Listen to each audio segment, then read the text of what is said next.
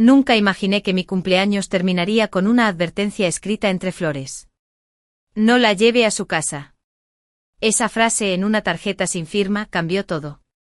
Pero antes de esa nota hubo silencios, y los silencios a veces son más peligrosos que los gritos. Me llamo Rosa, tengo 67 años y vivo con mi hijo Luis y su esposa Mariana desde hace casi 5. Después de que mi marido murió, Luis insistió en que me mudara con ellos. No quiero que te quedes sola, mamá, me dijo. Y yo, ingenua, creí que la soledad era lo peor que podía pasarme. Los primeros meses fueron tranquilos. Mariana me trataba con una dulzura casi exagerada, me preparaba té cada noche, me acompañaba al médico, hasta me compró una bata nueva para el invierno. Pero con el tiempo esa amabilidad empezó a sentirse forzada, como una sonrisa que se sostiene demasiado. Luis, en cambio, estaba siempre ausente. El trabajo, las cuentas, los niños. Todo parecía pesarle. Algunas noches lo veía sentado en la sala, mirando al vacío con las manos apretadas. ¿Todo bien, hijo?, le preguntaba. Él sonreía sin mirarme, sí, mamá, solo cansado. Pero en su voz había algo más, una mezcla de culpa y agotamiento. Yo intentaba no entrometerme. Había aprendido que cuando los hijos crecen, la madre debe aprender a desaparecer un poco. Aún así, empecé a notar cosas pequeñas, quizá insignificantes pero inquietantes. El té que Mariana me servía cada noche tenía un sabor diferente, más amargo. A veces después de beberlo sentía que el cuerpo me pesaba como si hubiera trabajado todo el día. Un día, mientras doblaba ropa, escuché su voz en la cocina, baja, apurada, sí, lo tengo bajo control. Solo necesito que firme. No supe con quién hablaba ni de qué. Esa noche no pude dormir. Miré el techo durante horas, pensando en mi marido y en cómo me decía que confiara en la gente, pero sin dejar de mirarles a los ojos. Una mañana de domingo, mientras Luis cortaba el pasto, decidí preparar café. Mariana insistía en que tomara el instantáneo que ella compraba, pero yo prefería el de grano. Al abrir el frasco noté que el aroma era distinto, más dulce. Vertí una cucharada en la cafetera y lo dejé hervir. El vapor me hizo lagrimear y por un instante sentí un leve mareo. Lo apagué enseguida. Cuando Luis entró le pregunté, ¿desde cuándo cambiaste la marca del café? No lo sé, mamá. Eso lo compra Mariana. Su respuesta fue automática, pero sus ojos cansados no supieron sostener los míos. Esa noche escuché una discusión en su habitación. La voz de Luis sonaba tensa, que dije que no lo hicieras así. ¿Y qué quieres? Que se enferme y tú cargues con todo. No hables así, Mariana. El silencio que siguió me heló la sangre. No era la primera vez que discutían, pero esa vez había algo distinto. Al día siguiente decidí visitar a mi vecina Teresa, la única amiga que me quedaba cerca. Le conté lo que sentía, intentando no sonar paranoica. Ella me escuchó en silencio, moviendo lentamente la cabeza. Rosa, eso no suena bien. Si quieres, conozco a una mujer en el área de bienestar social. Podría orientarte. ¿Crees que exagero? No, pero más vale tener cuidado. Le agradecí y volví a casa con un nudo en el estómago. Luis estaba en la sala mirando el celular. ¿Todo bien, mamá?, preguntó distraído. Sí, hijo. Solo fui a caminar un poco. Por un momento quise contarle todo, el té, el café, la llamada, pero no pude. Vi su cara agotada, sus ojeras y sentí compasión. Tal vez él también estaba atrapado. Esa noche, mientras guardaba mis cosas en el closet, encontré un sobre blanco entre mis bufandas. No tenía remitente. Dentro una tarjeta con letra temblorosa, no la lleve a su casa. Nada más. Me quedé sentada largo rato con el papel entre las manos. Sentí frío. No sabía si era advertencia o broma cruel. Cuando Mariana entró escondí la nota en el bolsillo. ¿Qué hace despierta, mamá? Nada. Solo ordenaba mis cosas. Debería descansar. Mañana tengo una sorpresa para usted. Sonrió y en sus ojos había una calma que me dio miedo. Al acostarme el corazón me latía tan fuerte que sentía su eco en las sienes. Intenté rezar, pero las palabras se me trababan. Solo pude murmurar el nombre de mi hijo y en la oscuridad, su voz volvió a mí como un eco lejano: no quiero que te quedes sola, mamá. Nunca imaginé que esas mismas palabras serían el principio de mi peor soledad. Luis siempre había sido un hombre de pocas palabras. De niño guardaba las lágrimas para cuando se metía bajo las cobijas. De adulto guardaba los problemas en el bolsillo junto a las llaves del coche y la cartera. Pero últimamente el bolsillo le pesaba tanto que cada paso sonaba a deuda. Lo vi llegar aquella tarde con el uniforme manchado de polvo. Dejó las herramientas en la cochera y se quedó un instante apoyado en la pared, respirando hondo, como si el aire también hubiera decidido cobrarle factura. Me acerqué con una jarra de agua. Toma, hijo, le dije. Gracias, ma, respondió sin mirarme. Se sentó a la mesa del comedor y frotó el puente de la nariz. Por un segundo vi al niño que alguna vez fue, el que me confesaba los miedos bajito para que su papá no lo oyera. ¿Cómo te fue?, pregunté. Bien, dijo, pero su voz lo traicionó un poco pesada. Silencio. La televisión en el cuarto contiguo repetía un anuncio de medicinas con música alegre. Yo no sabía cómo decirle que últimamente también me pesaban las noches, que el cuerpo me pedía sueño antes de tiempo, que el té me dejaba la lengua adormecida. No quería que me llamara exagerada. Fue él quien habló primero. Mamá, dudó. ¿Te sientes bien aquí? Noté que la pregunta le raspaba la garganta. A veces me siento cansada, respondí, pero supongo que es normal a mi edad. Asintió mirando el vaso de agua como si en el fondo pudiera leerse una respuesta. Mariana entró con las bolsas del mandado.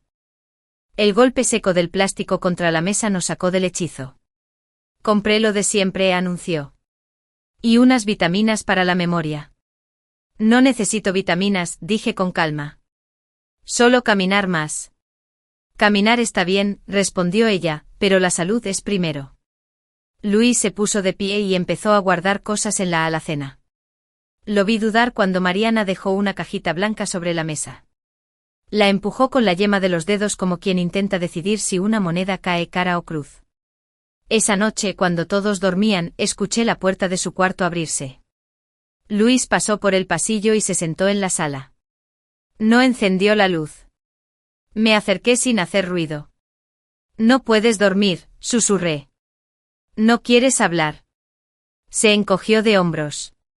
A veces siento que caí, que no estoy a la altura de nada, ni del trabajo, ni de la casa, ni de ser buen hijo. Me senté a su lado.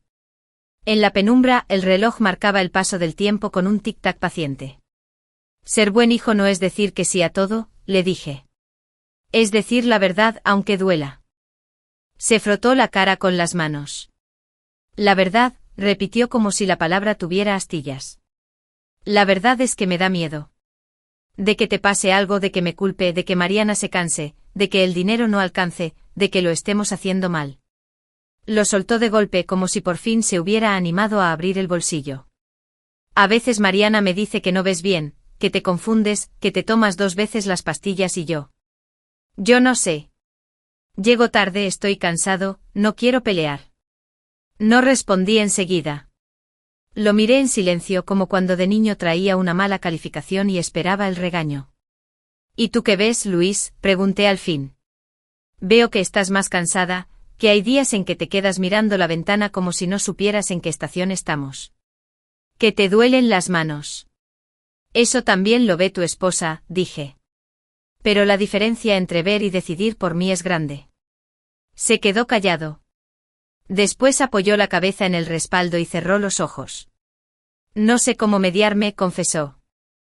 Mariana dice que si firmaras el poder, yo podría resolver cosas más rápido, bancos, médico, trámites. Que sería para ayudar, no para quitarte nada. Abrió los ojos y en ellos había una mezcla de pena y orgullo. Yo no soy un ratero. Le tomé la mano. Yo lo sé, dije. Pero hay formas de ayudar que empiezan por preguntar. Nos quedamos así un rato en silencio. Luego se levantó, me besó la frente y se fue a dormir sin encender la luz. Al día siguiente fuimos al centro de salud. No hubo dramatismos. Una sala de espera con sillas de plástico, una enfermera joven que me midió la presión, un médico con ojeras que revisó mi expediente. Habló poco o anotó mucho. Vamos a hacer unos estudios básicos, dijo. Nada grave, señora, pero quiero descartar que su cansancio venga de algo más que la edad. También sería bueno revisar sus medicamentos. Luis asintió con premura. Doctor, ¿podemos tener un informe escrito? Claro, lo entregamos en una semana. Salimos con un papel doblado que olía a tinta fresca. En la calle había vendedores de globos y el sol pegaba fuerte. Caminamos despacio. Luis iba callado pero menos tenso. Yo sentí algo parecido a la esperanza. Las cosas dichas en voz alta pesan menos que las sospechas. Esa noche Mariana propuso que cenáramos temprano. Sirvió una sopa ligera y dejó un vaso de leche tibia frente a mí. No hice aspavientos. Gracias, dije y la probé. Tenía un sabor distinto, más dulce. Bebí un sorbo y dejé el vaso a un lado. ¿No te gustó?, preguntó. Prefiero el té, respondí. Hoy hace calor. No hubo frunce de ceño ni mirada acusadora, solo un asentimiento y un como quieras. Pero en la comisura de sus labios se dibujó una línea tensa, apenas perceptible. Luis lo notó, bajó la mirada y con el índice recorrió el borde del plato una y otra vez, como quien pretende alisar una arruga que no está en la mesa, sino en su vida. Más tarde, mientras guardaba la losa, escuché que discutían en la cocina. No eran gritos, era la clase de pelea que se da con la mandíbula apretada. No podemos seguir así, Luis, decía Mariana. Todo recae en mí. Estoy intentando, respondió él. Fui con ella al médico. Voy a ajustar los horarios del trabajo. No hablo de horarios, hablo de decisiones. Si no te haces cargo, alguien tendrá que hacerlo. Alguien tendrá que hacerlo. La frase cayó como una piedra en el agua. Luis no contestó. Abrí la llave del fregadero para que no escucharan mis pasos y me encerré en mi cuarto. Me senté en la orilla de la cama, saqué el sobre blanco de entre las bufandas y volví a leer la tarjeta, no la lleve a su casa. No había firma, pero algo en la caligrafía me resultaba familiar. Pensé en Teresa, en sus dedos manchados de tinta cuando llenaba recetas, en su forma de subrayar las palabras importantes con doble línea. Respiré hondo. Si ese mensaje venía de ella, no era un capricho. Tal vez había visto lo que yo no podía ver desde dentro. Esa misma noche Luis tocó la puerta. ¿Puedo? Claro. Solo quería decirte que. Se detuvo. Tragó saliva. Que mañana voy a pasar por la clínica a preguntar si pueden adelantar los estudios. Y titubeó. Y que si no te sientes cómoda con algo que te damos, me lo digas a mí. No a Mariana. A mí. Te lo diré, prometí. Y otra cosa, añadió con un hilo de voz, si alguna vez te sentiste presionada para firmar algo, no lo hagas. Aunque yo lo pida. Se quedó un momento de pie, como si esperara que lo absolviera de todo. Yo no podía, pero sí podía estrechar su mano y lo hice. Eres mi hijo, le susurré, y sigo creyendo en ti. Cuando se fue me quedé pensando en que la culpa no corrige el pasado, pero a veces abre una puerta. En la mesa de noche el vaso de leche seguía frío. Lo llevé al fregadero y lo vacié sin hacer ruido. Esta vez no esperé señales extraordinarias. Mi cuerpo ya había aprendido a escuchar lo sutil, el sueño pesado, la lengua pastosa, la cabeza con bruma. Decidí llamar a Teresa al día siguiente. Si iba a mover algo, debía hacerlo con cuidado y con pruebas. No quería escándalos, quería verdad. En la oscuridad del cuarto antes de dormir, repetí una oración que hacía años no me salía de los labios, que la verdad llegue sin romper lo que todavía se puede salvar. No sabía si era pedir demasiado, pero esa noche, por primera vez en mucho tiempo, sentí que Luis y yo, cada uno desde su esquina, empujábamos hacia el mismo lado. La llamada de Teresa llegó temprano. «Rosa, ¿estás sola?», preguntó con voz baja. «Sí, hija». Luis salió al trabajo. «Voy para allá. No tardes en abrirme». No era raro que viniera sin avisar, pero algo en su tono me encogió el pecho. Cuando cruzó la puerta, traía una carpeta bajo el brazo y esa expresión de quien ya decidió algo y teme arrepentirse. Nos sentamos en la cocina con el mantel aún húmedo del desayuno. Rosa, hablé con mi sobrina, dijo la que trabaja en el DIF. Sí. Me pidió que te preguntara si aceptarías una visita. Nada oficial todavía, solo orientación. Levanté la vista. ¿Orientación sobre qué? Sobre tu bienestar, sobre tus medicamentos, sobre tus derechos, Rosa. La palabra derechos me pareció demasiado grande para esa mesa pequeña. Me quedé callada. No quiero problemas, dije al fin. Luis no lo soportaría. Nadie te está pidiendo problemas, pero si algo raro pasa, más vale tener un registro, aunque sea discreto. Tomó mi mano con fuerza. Sus dedos temblaban un poco. Esto no es traición, Rosa, es precaución. Asentí. Está bien, murmuré, pero sin escándalos. Esa tarde llegó Irene, una mujer de mediana edad, cabello recogido, mirada serena. No traía uniforme, solo un cuaderno y una pluma. Buenas tardes, señora Rosa, dijo sonriendo. Teresa me habló de usted. Solo quiero hacerle unas preguntas. Su voz era cálida sin esa rigidez que tienen los funcionarios cuando cumplen un trámite. Me explicó que su labor era acompañar casos de adultos mayores que pudieran estar bajo presión o abuso sin emitir juicios. Lo que usted diga aquí, aclaró, se mantiene confidencial. Hablamos largo. Le conté de los mareos, del té, de la nota sin firma. Le mostré la tarjeta. Irene la observó con cuidado. ¿Reconoce la letra? No. Pero sospecho de alguien. Ella asintió sin insistir. Vamos a hacer esto paso a paso, dijo. Primero un control médico. Es importante tener un informe oficial sobre su estado de salud. Después, si usted lo autoriza, tomaremos muestras de los productos que usa, café, té, leche. Todo se analizará con su consentimiento. No era el dramatismo de una serie policial, era el lenguaje frío de los procedimientos, pero ese mismo tono me dio seguridad. Está bien, acepté. Quiero saber qué pasa. Antes de irse me entregó una tarjeta con su número personal. Llámeme si nota algo extraño. Aunque sea una sensación. A veces lo que el cuerpo dice llega antes que la evidencia. Esa noche Luis llegó tarde. Se sentó frente al televisor sin encenderlo. Mamá, Teresa vino hoy, ¿verdad? Sí. ¿Y trajo a alguien? Lo miré despacio. Te lo dijo Mariana. Asintió. Está molesta. Dice que no confías en nosotros. ¿Y tú qué piensas, Luis? Pienso que hay cosas que no entiendo, dijo bajando la voz. Mariana asegura que solo quiere ayudarte, pero últimamente todo se siente forzado. No respondí. La palabra forzado era exactamente la que yo había sentido semanas atrás. Tal vez, continuó, deberíamos hacer lo que dijo el médico, revisar tus medicinas, tus análisis. Así todos nos quedamos tranquilos. Eso ya está en marcha, le dije. Me miró sorprendido. ¿Cómo? Irene se encargará. Es parte de un programa de apoyo.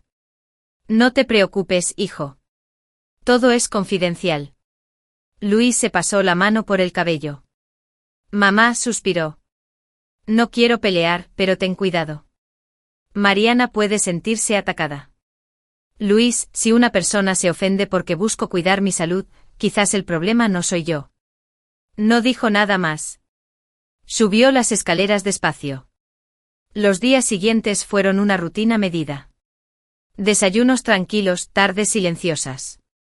Irene me llamó varias veces, siempre a la misma hora, con la voz baja. Los análisis del laboratorio estarán listos en unos días, me dijo. Pero ya tengo un informe preliminar del médico. Hay trazas de sedantes en su sangre en dosis pequeñas pero constantes. Me quedé helada. ¿Y eso qué significa?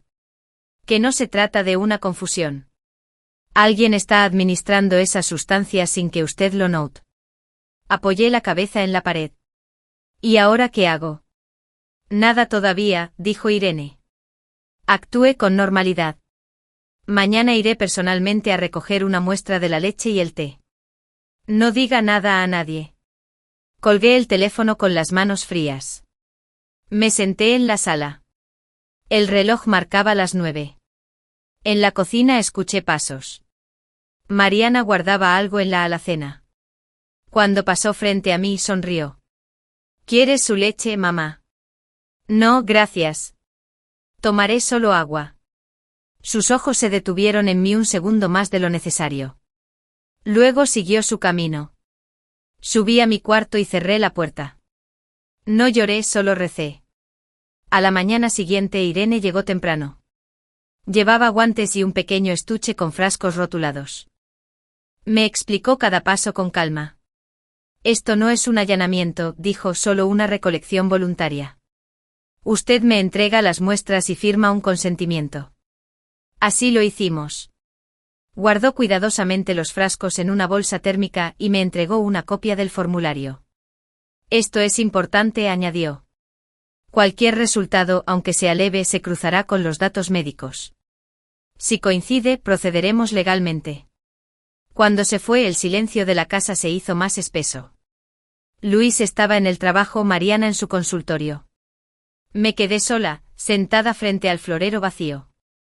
Pensé en cómo todo había empezado con una nota entre flores, las flores que aquel día aún guardaban perfume. Y ahora el mismo florero parecía observarme como si esperara que yo también hiciera mi parte. Tomé una libreta vieja y comencé a escribir, no un diario, sino un registro. La hora en que tomaba el té, lo que comía, lo que sentía después, café sabor dulce, cansancio leve, 3 de la tarde, leche tibia, sensación de sueño. No sabía si esos apuntes servirían, pero era mi manera de defenderme. Esa noche, cuando Luis regresó, se sentó conmigo en el comedor. Hoy te ves mejor, dijo como queriendo convencerme o convencerse. Me siento más ligera, respondí. Quizás porque escribí todo lo que no decía. Él asintió. Eso ayuda, dijo. A veces uno se envenena más con las palabras guardadas que con cualquier otra cosa. No supe si lo dijo por mí, por él o por ambos, pero por primera vez en semanas sonó sincero. Mientras subía las escaleras pensé que las mentiras, igual que los sedantes, actúan lento. Pero cuando uno empieza a despertar, ya no hay vuelta atrás. El lunes siguiente amaneció gris. El aire olía a tierra húmeda y el cielo tenía ese color entre plomo y nostalgia que anuncia que algo está por romperse. Me desperté antes del amanecer, incapaz de quedarme quieta. Caminé por la casa sin hacer ruido, como si mis pasos pudieran despertar los secretos que aún dormían en los rincones. A las 7 sonó el teléfono. Era Irene. Señora Rosa, ya tenemos los resultados, dijo sin rodeos. Los análisis confirmaron la presencia de benzodiazepinas y zolpidem en las muestras de leche y té. No entendí de inmediato. ¿Y eso qué significa?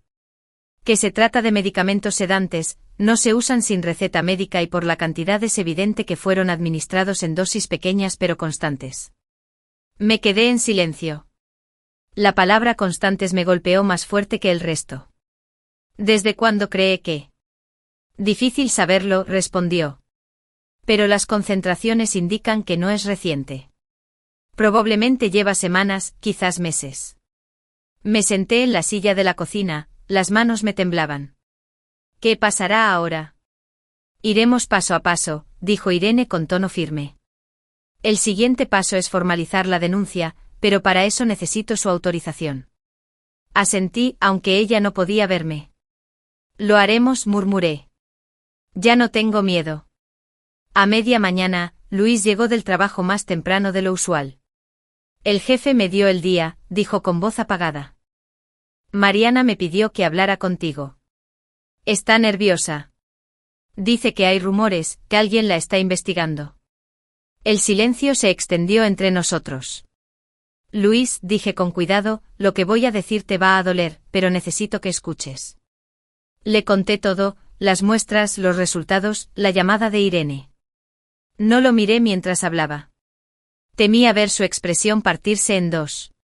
Cuando terminé él se quedó quieto, luego se llevó las manos al rostro y exhaló. Dios mío. Luis, yo no te culpo, pero debí verlo. Mamá golpeó la mesa con el puño, no fuerte, pero con un temblor que me dolió más que si hubiera gritado. Cada vez que decías que estabas cansada, cada vez que rechazabas el té, yo lo veía y aún así me quedé callado. Le toqué el hombro. El silencio también es una forma de miedo, hijo. Alzó la vista, los ojos rojos. ¿Qué va a pasar con ella? Irene dice que debemos proceder legalmente. Pero no quiero una venganza, Luis. Quiero la verdad y que nadie vuelva a hacerlo. Él asintió despacio. Si esto llega a los tribunales, lo enfrentaré contigo. Esa misma tarde Irene llegó con un agente del Ministerio Público. No había dramatismo, ni sirenas, ni luces rojas, solo papeles, firmas y una grabadora pequeña que ella colocó sobre la mesa. Esta es una declaración preliminar, explicó. Solo debe narrar los hechos tal como los recuerda. Comencé a hablar. Mi voz temblaba, pero no se rompía. Les conté desde el primer té amargo hasta la llamada de Teresa. Todo con fechas, lugares, detalles. Ellos tomaban notas sin interrumpir. Cuando terminé, Irene guardó los documentos y dijo, la denuncia quedará registrada. El siguiente paso será notificar a su nuera para que rinda su versión. No se trata de encarcelar a nadie sin pruebas, sino de protegerla a usted. Luis se ofreció a acompañarme al centro de justicia al día siguiente. Esa noche apenas hablamos. Cenamos en silencio, cada uno sumido en sus pensamientos. El martes la oficina del Ministerio Público estaba llena de gente, mujeres con carpetas, hombres con rostros cansados, una televisión vieja en el rincón transmitiendo noticias que nadie escuchaba. El funcionario nos recibió con amabilidad, revisó los documentos y selló cada hoja con un golpe seco. Esto es importante, señora, dijo. Vamos a solicitar una orden para realizar una evaluación médica y psicológica. Necesitamos documentar los efectos del sedante en su organismo. ¿Y Mariana?, pregunté. Será citada para declarar. Si coopera, evitaremos medidas más drásticas. Luis bajó la cabeza. Ella no negará nada, dijo. Pero no sé si entenderá lo que ha hecho. El hombre lo miró con cierta empatía. A veces la justicia no repara familias, pero evita que sigan rompiéndose. 2 días después, Mariana recibió la notificación. Llegó a casa alterada con el sobre arrugado en las manos. ¿Qué significa esto?, preguntó mirándome con rabia y miedo al mismo tiempo. Una denuncia de verdad. Luis intentó intervenir. Mariana, por favor. No, Luis, gritó ella. No te atrevas a defenderla. Me levanté despacio. Mariana, no quiero destruirte. Solo necesito entender por qué. Su respiración era rápida. Yo solo quería que descansara. Siempre decía que estaba cansada, que el cuerpo le pesaba. Quise ayudarla. ¿Con pastillas para dormir en mi leche?, pregunté con calma. Ella bajó la mirada. Tenías ansiedad. Luis me lo decía. Pensé que si descansabas más, todo estaría bien. Luis se levantó de golpe. Mariana, basta. Sabías lo que hacías. Sabías que esas pastillas no eran inocentes. Ella lo miró con desesperación. No quería hacer daño, solo quería que las cosas fueran más fáciles. El silencio que siguió fue tan denso que podía cortarse con el aire. Irene, que observaba desde la puerta, se acercó con voz firme. Señora Mariana, la investigación continuará. Tiene derecho a declarar, pero cualquier intento de intimidar o modificar pruebas se considerará obstrucción. Mariana apretó los labios. ¿Y usted quién es para hablarme así? Soy quien se aseguró de que Rosa siga viva para responderle, dijo Irene sin levantar la voz. Luis la tomó del brazo. Mariana, vete a casa de tu madre unos días, por favor. Ella lo miró como si no lo reconociera. Luego soltó el sobre en la mesa y salió sin decir palabra. Después de que se fue, Luis se dejó caer en la silla. No sé si puedo con esto, susurró. Siento que me partieron en dos. A veces el amor se divide para poder sobrevivir, respondí. Pero no te preocupes, hijo, esta vez no voy a dejar que el silencio lo cubra todo. Esa noche me quedé escribiendo hasta tarde, no sobre el veneno ni sobre el miedo, sino sobre el peso de las decisiones pequeñas que terminan cambiando la vida entera. La justicia no siempre llega con uniformes ni sentencias, a veces llega en forma de claridad. Y esa claridad, aunque duela, es la única luz que no se apaga. El día de la audiencia amaneció claro. El cielo de un azul lavado parecía burlarse de la pesadez que llevaba en el pecho. Irene llegó a buscarme temprano. Traía su libreta y una calma que me daba seguridad. Luis caminaba unos pasos detrás en silencio con el gesto de quien se prepara para algo que no sabe si puede soportar. El juzgado estaba lleno. Las paredes altas, los retratos antiguos y las sillas de madera hacían que todo sonara más fuerte de lo que era, el crujido del suelo, el paso de los funcionarios, el murmullo de los que esperaban su turno. Nos hicieron sentar al fondo, frente a la mesa donde el juez revisaba papeles con una paciencia de piedra. Cuando Mariana entró, llevaba un suéter gris y el cabello recogido. No había rabia en su cara, solo un cansancio que me recordó al mío. Por un momento sentí pena. El juez habló con tono neutro. Caso 4721. Denuncia por administración indebida de medicamentos, abuso psicológico y tentativa de fraude patrimonial. Luis bajó la mirada. Yo apreté mis manos sobre el regazo. El juez pidió que comenzara mi declaración. Me levanté despacio, apoyándome en la mesa. La voz me tembló al principio, pero la sostuve. Soy Rosa Hernández. Denuncié porque descubrí que durante meses alguien mezcló medicamentos en mis bebidas. No quiero venganza, solo quiero entender por qué. El juez asintió, me pidió que me sentara. Después habló el abogado de Mariana, un hombre joven de palabras medidas. Mi clienta admite haber administrado sustancias relajantes, pero lo hizo sin intención de causar daño. Su único motivo era aliviar el estrés de la señora. El juez levantó una ceja. Sin receta médica, sin consentimiento. Fue un error de juicio, señoría. Ella actuó desde el cariño. El juez tomó nota, luego llamó a Irene. Ella relató el proceso con precisión, las muestras, los análisis, la confirmación de laboratorio. Sin exagerar, su voz firme pero serena sonó más poderosa que cualquier acusación. No puedo afirmar la intención, dijo, pero sí puedo confirmar el daño potencial. El juez asintió de nuevo, luego miró a Mariana. ¿Desea declarar? Ella dudó. Luis la observaba con los labios apretados. Finalmente se levantó. Sí, señoría. Su voz era más baja de lo que recordaba. No quise hacerle daño, dijo mirando al suelo. Pero había días en que no podía más. Luis trabajaba todo el día. Yo me encargaba de la casa, de las cuentas de ella. A veces me hablaba y no me reconocía. Me daba miedo que se perdiera, que un día saliera y no regresara. Me sentía atrapada. Pensé que si dormía más, descansaría y todos estaríamos mejor. Luis cerró los ojos. El juez la observó sin interrumpir. ¿Y por qué la presionó para firmar documentos de cesión de bienes?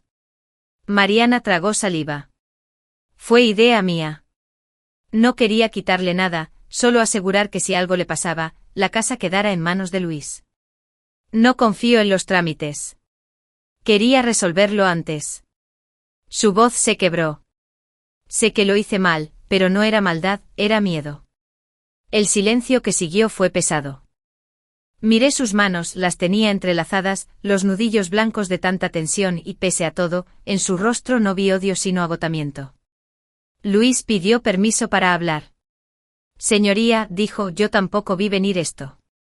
No justifico lo que hizo, pero entiendo de dónde vino. No sobrepasó la vida, los turnos, el dinero, las discusiones. Dejamos de escucharnos. El juez respiró hondo. Entiendo, dijo, pero el miedo no exime la responsabilidad. Durante el receso, Irene me llevó a una sala pequeña. Me ofreció agua. Está siendo valiente, Rosa, me dijo. No me siento valiente, solo cansada. A veces eso es lo mismo, respondió con una sonrisa leve. El cansancio también empuja a decir la verdad. Cuando regresamos, el juez dictó la resolución provisional. La acusada permanecerá bajo supervisión legal durante 6 meses.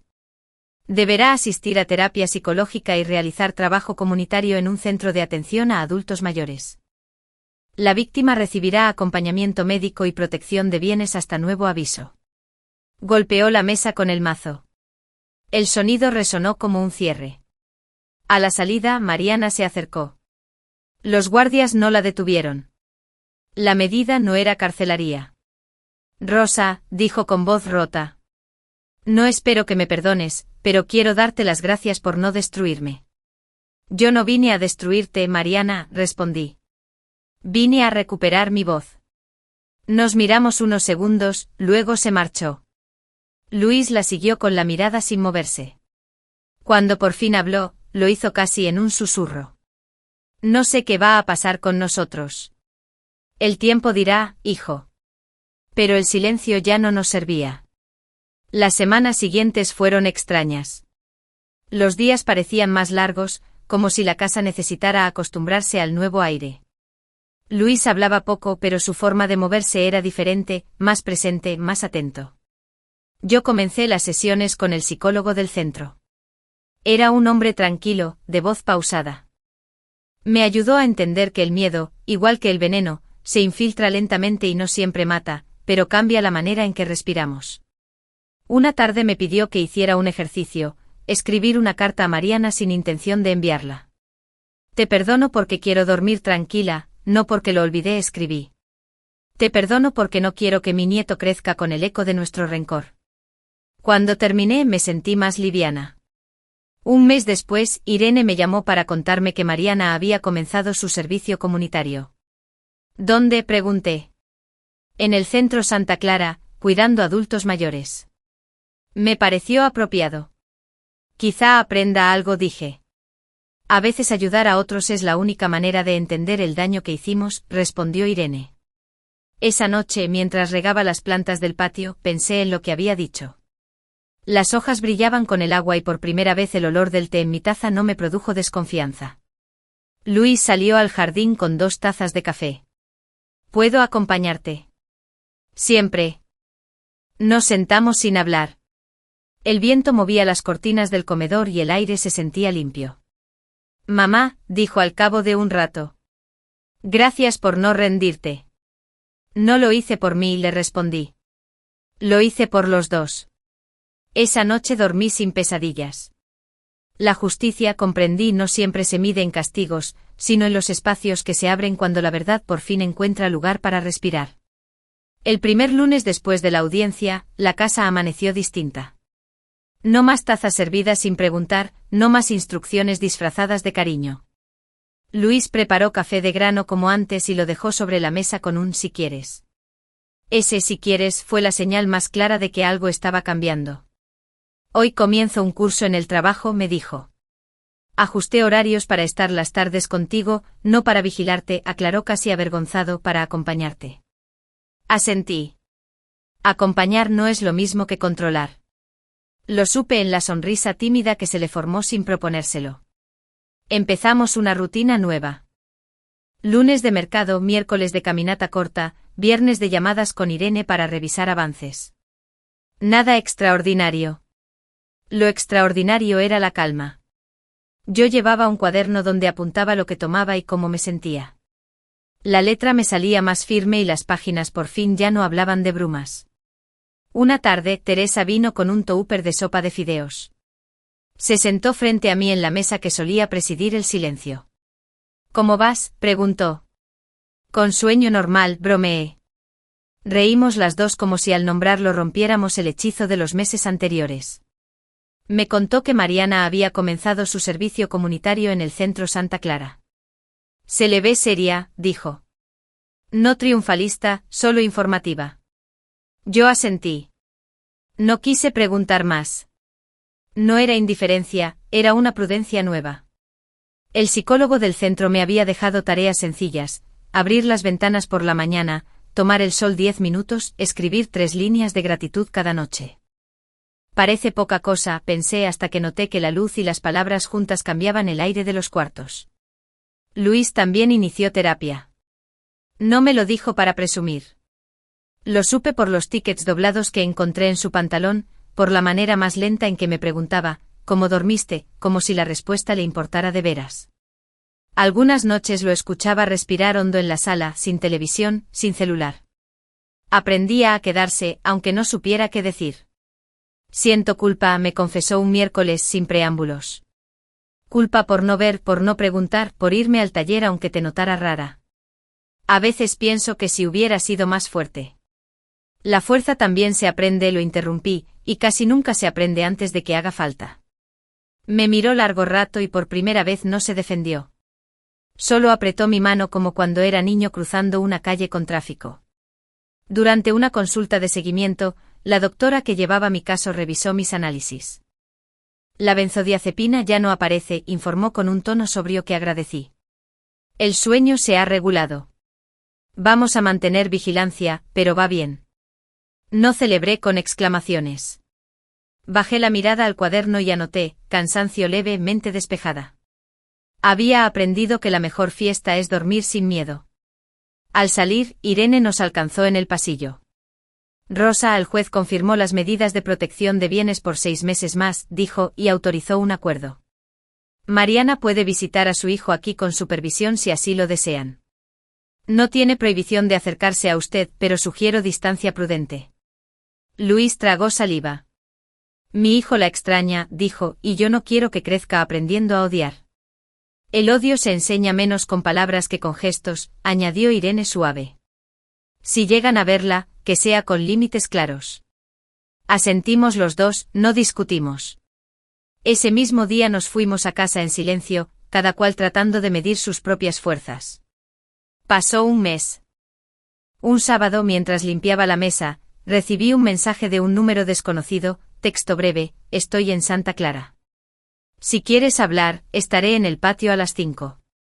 Era Mariana. No pedía perdón.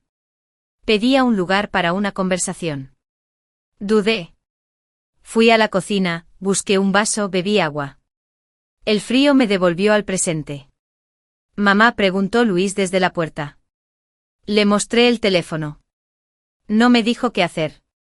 Bien, era mi decisión. A las 5 en punto llegué al patio del centro. El sol se inclinaba sobre los árboles. Mariana estaba sentada en una banca con uniforme gris claro y una credencial colgando. No se levantó para abrazarme. Yo tampoco. Agradecí el respeto de ese espacio en medio. Gracias por venir, dijo. Vine a escuchar, respondí. Pasó un carrito con tazas. Un voluntario las repartía a 2 señoras que contaban historias de juventud. La vida ocurría sin dramatismos. No tengo un discurso, comenzó Mariana. En terapia me dicen que pida perdón y sí lo pido, pero entiendo que no repara. Solo quería decirte que en estas semanas he aprendido a hacer lo que nunca hice, preguntar antes de ayudar. Se calló. Luego, con un hilo de voz, pensé que te cuidaba. En realidad me estaba cuidando de mis miedos. No lloré ni ella. Dejó la frase suspendida como quien sabe que el resto lo dirá el tiempo. ¿Ves a mi hijo?, pregunté. Sí, con su papá. Vienen los domingos. No hablamos de lo que pasó. Si pregunta, le digo que su mamá está aprendiendo a hacer mejor las cosas. A veces la honestidad también es una forma de silencio. Nos quedamos un rato sin hablar. Una enfermera acomodó sillas. Un señor pidió música de trío y la bocina vieja obedeció con un bolero leve. Me levanté. Cuídate, dije. Tú también, respondió. No hubo abrazo. No lo necesitábamos. En casa, la silla del fondo seguía desocupada. Nadie se atrevía a moverla, no como altar, no como castigo, como pausa. A veces, mientras tejía, la miraba y pensaba en lo que quedaba por aprender. Terminé la bufanda que había dejado a medias y la doblé con cuidado. La coloqué sobre el respaldo de la silla, no como marca, sino como recordatorio de que lo inconcluso también puede cerrarse sin ruido. Esa noche Luis llegó con su hijo. Traían pan dulce. Juntamos café y chocolate. Entre migajas el niño preguntó por qué esa silla no la usa nadie. Porque está esperando, dijo Luis sorprendiéndome, esperando a que aprendamos a sentarnos sin lastimarnos. El niño frunció el ceño convencido de que su papá hablaba raro. Reímos. Cambiamos de tema, hicimos tarea. La vida, como la sopa de fideos, se sirve caliente y de a poquitos. Al terminar de recoger, Luis se quedó un momento detenido en la cocina. Hoy me di cuenta de algo, dijo. No me duele que Mariana haga su servicio. Me alivia no como castigo sino como oportunidad para ella, para mí. A veces es eso, es el perdón, respondí. Dejar de pedir que el otro sufra y empezar a pedir que aprenda. Se quedó pensando. ¿Y tú la perdonas? Miré el mantel, la taza, la silla, objetos que habían sobrevivido a tantos días difíciles sin volverse enemigos. Me di el permiso de responder sin prisa. La perdono porque quiero dormir sin sobresaltos, pero no olvido porque necesito estar atenta. El perdón no borra, ordena. Luis asintió con un respeto nuevo. Gracias por enseñarme, murmuró. A veces me siento otra vez el niño que cruza la calle y yo, la madre que mira a ambos lados, sonreí. Antes de acostarme abrí el cuaderno.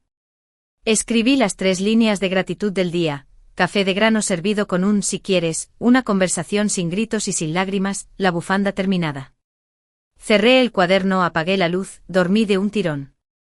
Entendí que después del juicio no es un punto final, es una forma nueva de estar. Menos ruido, más límites, menos miedo, más preguntas y una silla esperando sin prisa, como esperan las cosas que no se hacen por obligación, sino por decisión. El invierno llegó con su olor a pan caliente y su luz suave de las 5 de la tarde. La casa que durante meses había sido un campo de silencios y sospechas respiraba de nuevo. Cada rincón parecía recobrar su sonido natural, la cafetera goteando, las cortinas moviéndose con el viento, el murmullo de la radio en la cocina. Esa tarde, mientras doblaba la ropa, encontré la bufanda gris que había tejido durante los días más oscuros. Tenía pequeñas imperfecciones, puntos torcidos que hablaban de mis manos temblorosas, de las horas en que el miedo era el único hilo que me sostenía. La extendí sobre mis rodillas y sonreí. No la deshice. Las cicatrices también forman parte del diseño. Luis llegó con el niño como cada sábado. Él corrió a abrazarme con la energía intacta de sus 6 años. Abuela, la maestra dice que cuando uno se cae el suelo te enseña a levantarte, dijo con la seriedad de quien pronuncia una verdad recién descubierta. La maestra es sabia, respondí, y el suelo paciente. Luis sonrió desde la puerta. Mariana vendrá el domingo, dijo en voz baja. Solo un rato con supervisión. Quiero que lo sepas antes. Asentí. No sentí miedo. Solo una calma que reconocí como madurez. El domingo el aire olía a bugambilias. Mariana llegó puntual, acompañada por una trabajadora social del centro. Venía vestida con ropa sencilla y los hombros más caídos. No traía flores, quizás por prudencia, sino un pequeño paquete envuelto en papel marrón. No es un regalo, dijo apenas entrar. Es algo que hice en el taller. Me tendió el paquete. Dentro había una figura de cerámica, una silla pequeña blanca, con las patas ligeramente desiguales. Nos pidieron hacer algo que representara lo que esperamos, explicó. Yo hice esto. La sostuve entre mis manos. Era frágil, pero firme. Gracias, dije. La pondré junto a la otra. Luis observaba desde el pasillo. El niño, ajeno al peso de la escena, se acercó curioso. ¿Por qué hay 2 sillas? Porque a veces, hijo, respondí, hay que aprender a esperar juntos. La visita duró media hora. No hablamos de lo pasado. No hacía falta. Las palabras sobran cuando el arrepentimiento ya aprendió a respirar sin pedir aplauso. Cuando se fue, Luis se quedó quieto frente a la puerta cerrada. ¿Crees que cambie?, preguntó. Todos cambiamos cuando nos miramos sin excusas, respondí. Pero eso lleva tiempo. Se acercó a la mesa, tocó la silla de cerámica y sonrió. Tal vez ya empezó. Las semanas siguientes fluyeron tranquilas. Comencé a colaborar en el mismo centro donde Mariana hacía su servicio. No coincidíamos todos los días, pero a veces nos cruzábamos en los pasillos. Ella atendía a los mayores con una paciencia que antes no conocía. Nunca hablamos del pasado, pero nuestras miradas se entendían. No era olvido, era respeto. Una tarde, mientras doblábamos mantas para los residentes, me dijo sin levantar la vista, he aprendido que cuidar no es decidir por otros, sino sostener sin invadir. Y también descansar sin desaparecer, añadí. Nos reímos suavemente. En ese instante supe que el perdón, cuando llega, no tiene fanfarria, se posa despacio como polvo de sol sobre la piel. Luis consiguió un ascenso. Su semblante cambió. Hablaba menos de culpa y más de futuro. A veces, mientras tomábamos café, recordábamos lo vivido con esa mezcla de tristeza y gratitud que solo dan los finales verdaderos. «¿Sabes, mamá?», me dijo una tarde. «Creo que lo peor no fue lo que pasó, sino todo lo que callamos antes». «El silencio también se hereda», le respondí. «Por eso hay que enseñarle a tu hijo a hablar incluso cuando duele». «Lo intento», dijo sonriendo. «Aunque a veces me sale más tu tono que el mío». «Entonces va por buen camino». Reímos los dos.